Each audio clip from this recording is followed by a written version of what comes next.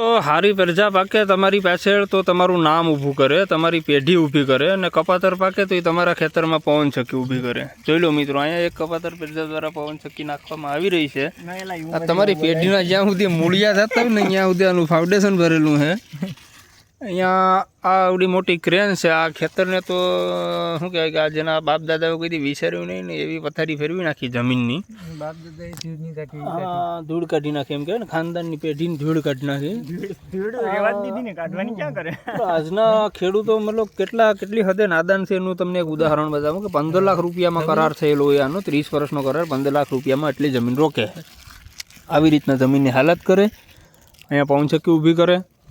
એના કરતાં ખેડૂત મિત્રો 1 વીઘો ન્યાવકી હબોળથી વેચી નાખો.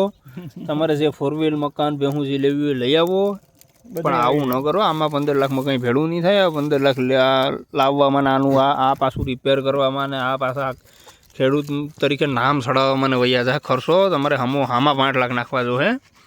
એના કરતાં ન્યાવકો 1 વીઘો વેચીને 4 વ્હીલ બોલવી લેવી લઈ આવાય. કુળદેવીની કૃપાની જગ્યાએ 7-12 નંબર નાખ દેવાય. સર્વે નંબર 610 પૈકી 1ની કૃપા, ભાઈમાં એટલો જ ફેર પડે. હા, આ ધંધો મહેરબાની કરીને ન કરો તમે.